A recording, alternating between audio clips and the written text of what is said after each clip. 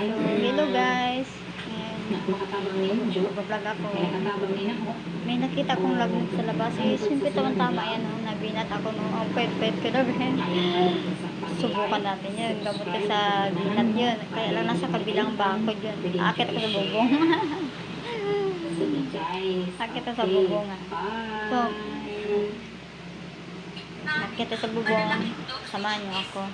Parating ano nito. Nasanay siya sa mga kapatid niya na maliliit lang, na siya talaga yung Bubong. Kaya parang naguguluhan talaga siya sa mga nangyari sa paligid niya. And tingnan niyo Kukuha tayo ng lagnog. Gamot to yung sa binat Sinalala ko sa aking mga lola noon. Yung gamot, yung ano noon, udlot o yung talbos noon, kukuha tayo. Inumin natin yun. Sa time na ito yung resulta kung ano mangyayari. Ngayon, decline on the proof. Okay, go. So, ito po yung ating Japanese bamboo kung tawagin, ano. Yan po yung itsura niya, no. Sana meron kayong ganito, no. Pero I'm sure yung iba sa inyo meron lang ito. Kasi, tumuntong na ito at medyo hindi pinapasaya. Yung iba, lapit lang po siya. Dahil nga po, awapit niya. Ito po sa mga pamilya ng Dansila.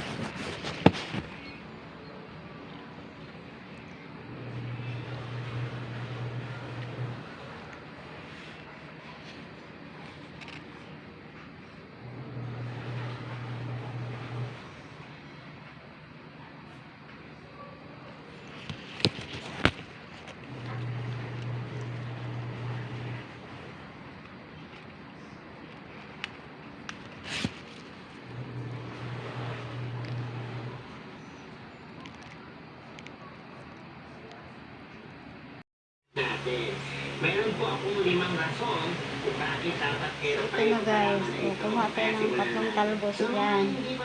So, ugasan natin yan, nilagyan natin ng Japanese bamboo kung tawagin, ano. mait na tubig. Medyo mahaba, tapos meron Guys, so, nilagay ko na sa maka-create ng sa magandang pong display. Sa pag-display nito, nilagyan natin ng mait na tubig. Ilagay mo sa baso, gaso ng mga 3 ano lang talbos o udlot. Sa Bisaya, udlot ko yung udlot. Lagyan mo siya ng mainit tubig. Hey guys! Welcome back to my channel. Hindi mo na ako magpapaganda ngayon ha. Wala ako sa mood. Ang ipakita ko lang ngayon yung tungkol sa lagnog. Ayun ha. Kasi kung may binat ka ba? Ito ang gagawin mo. Kukuha ka lang ng 3 talbos niya at ilaga sa tubig. Meron pala kasi sa likod bahay namin. Kaya ito yung ginawa ko. Nag-init ng tubig. Kaya ng tubig ano.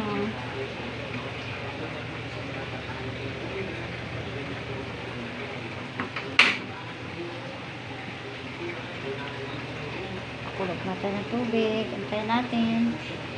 Para ilagay sa ating lagnog. Gamot sa bugat yun. Sa binat. Tagal ko naghanap nun. Blessing talaga ni Papa God yun. Biglang may tumubo dyan. Hindi ko napansin sa likuran lang namin. Sa gilid ako bakuran.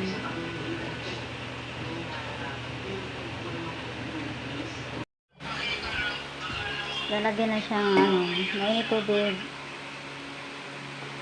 Pero ayaw ko siya lagyan ng ayaw ko siya lagyan ng honey o asukal.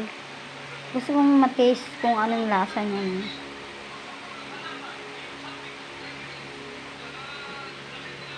Kasi gamot yan, blessing yan. Mahirap maghanap yan dito eh. Probinsya, dami yan. So, ito yung lagnog guys. Kumakain kasi ako yun, naisip ko, hapon na pala. So, nasa likod bahay yun, hindi ka makadaan sa labas, may mga harang. Kaya ginawa ko, sa may bubong namin, doon na kang ako umakyat at kumuha ako ng kasi medyo mataas na yung puno niya eh. Ngayon napansin na mayroon. Kumakain ako, nagmamadali ako eh, kumakain ako kasi iniwan ko kasi nahabol ko mami madilim na eh. Kaya makakuha kailangan ko kasi ito eh.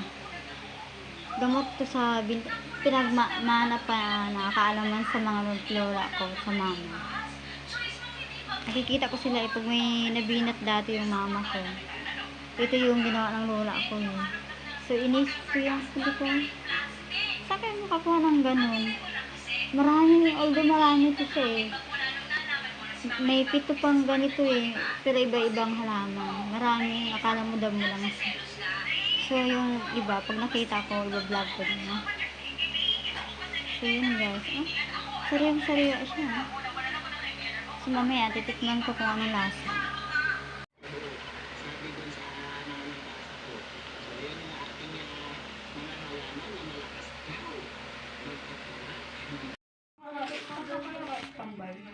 So, guys, ito yung lagnog yan. Ito pala yung sinasabi ito sa Bible na yung si Papa Jesus, yung nagutom siya. Ito yung puno na inano niya, tinignan niya kung may bunga o wala. Ito pala yung igos, yung lagnog. Igos pala yun. So, ito pala yung puno na pinagalitan ni Papa God kasi nagugutom siya tapos wala siyang bunga, nagkataon na walang bunga. O ngayon may bunga na siya. Ang bunga pa. Sabi nila matamis daw, di ko pa natikman kasi hilaw pa yun dyan. Kasi hindi ko pa nasubukan na ako nakakain ito. Ang alam ko lang yung mga dahon. Kasi nga, iniisip So, nakakain daw ito. doon ka natin dyan tayo ng dorm, gano'n, magtingin tayo. Yung parang, na-excite Ang bango ka, ng dahon. Sariwa. Wala na lang pa. Ang bango ng sariwa. Ano dahon?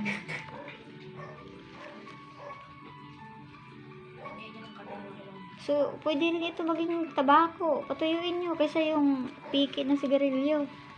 Eh, galing pala sa gabi-gabi. Sa biga. Makati yun. Kaya, inuubo-ubo ng nigarilyo eh. Ito, patuyuin nyo. Gawin nyo Ay. Sira ang vlog.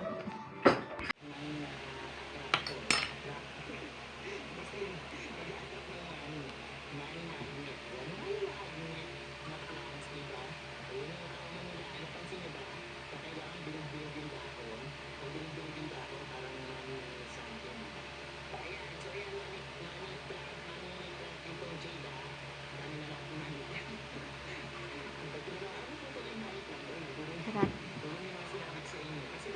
Maligam-gam.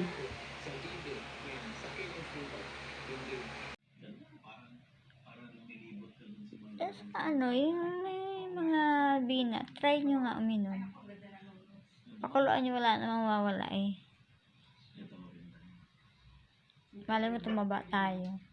Kasi pag binat kasi, mangayayat ka talaga. ano pag bagong panganak ka o napabayaan mo yung binat mo, hindi rin gumagaling pabalik-balik. So, maganda yan. Mga magagandang dalaga na naririnig nyo habang nagsasalita ako dito. Ha? Yan, yan. Sila yun naririnig.